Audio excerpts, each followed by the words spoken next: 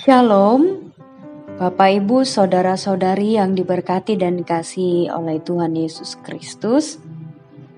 Mari kita merenungkan firman Tuhan dalam Kisah Para Rasul pasal 9 ayat 21.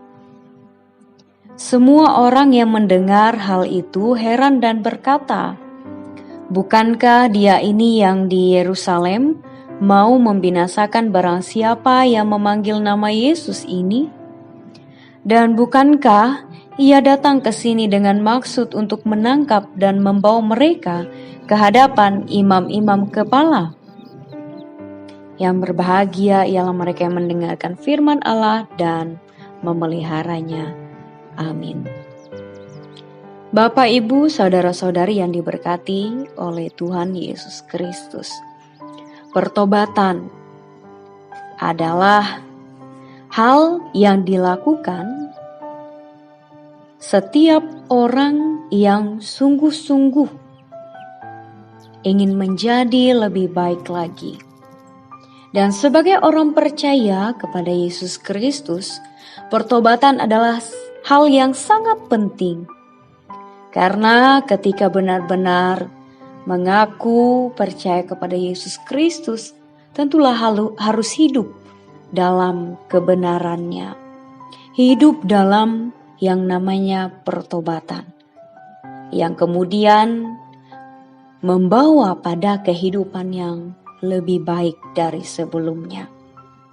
Paulus adalah seseorang yang sebelumnya bernama Saulus, di mana ia menerima pertobatan dan hidup dalam ketaatan kepada Allah dan memberitakan kabar keselamatan dalam Yesus Kristus. Setelah pertobatan, ia giat memberitakan dan membuktikan bahwa Yesus adalah juru selamat, bahwa Yesus adalah Mesias. Segala pemberitaan dan pengajaran, pelayanan, ia lakukan dengan penuh keberanian, dengan menghadapi dan juga mengambil setiap resiko. Bapak, Ibu, Saudara-saudari yang diberkati dan dikasihi oleh Tuhan Yesus Kristus, sikap pemberani yang ditunjukkan oleh Paulus ini merupakan suatu tanda bahwa ia benar-benar percaya pada Yesus sebagai Sang Mesias. Kisah pertobatan dari seorang Saulus atau Paulus ini mengajarkan pada kita bahwa yaitu suatu pertobatan itu selayaknya membawa suatu perubahan besar dalam hidup kita pada arah yang baik, kepada arah yang lebih baik lagi. Ketika kita hidup percaya pada Yesus Kristus, kita harus memiliki hidup untuk terus bertobat, untuk hidup dalam pertobatan setiap waktu. Ketika kita benar mengaku bahwa kita percaya kepada Yesus Kristus, kita melakukan senantiasa apa yang dikehendaki olehnya.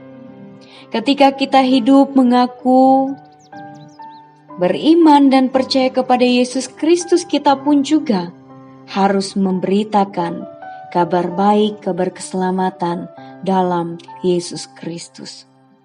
Sehingga di dalam kehidupan ini kita tidak hanya mengaku melalui perkataan dan ucapan kita, dalam hati pikiran kita, tetapi kita senantiasa melakukannya, menunjukkannya, memberitakannya di dalam kehidupan kita.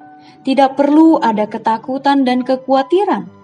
Biarlah hanya keberanian yang ada dalam kehidupan kita, karena kuasa Roh Kudus Tuhan akan senantiasa menyertai dan beserta kita selamanya. Tuhan Yesus memberkati kita melalui firman-Nya. Amin. Mari kita berdoa. Ya Allah Bapa kami bersyukur atas kebenaran firman-Mu yang menguatkan kami. Melalui cerita seorang Saulus, kami boleh dimampukan dan dikuatkan untuk terus hidup dalam pertobatan, untuk terus hidup dalam iman percaya kami, tidak hanya melalui perkataan dan ucapan kami, tetapi juga melalui perbuatan, tingkah laku kami, yang senantiasa hidup dalam kehendak Tuhan dan hidup terus menjadi lebih baik lagi. Terlebih kami dimampukan untuk memberitakan kabar keselamatan dalam Yesus Kristus. Kami yakin dan percaya bahwa kami akan dimampukan dan kami mampu dan kami akan berani dan kuat karena kuasa Roh Kudus Tuhan senantiasa memberkati kami. Inilah kehidupan kami ya Tuhan. Apa yang kami harapkan, rencanakan, dan juga rancangkan di dalam kehidupan ini, biarlah Tuhan yang memberkati dan turut serta. Di dalam nama Tuhan Yesus Kristus, kami mengucap syukur dan berdoa. Amin.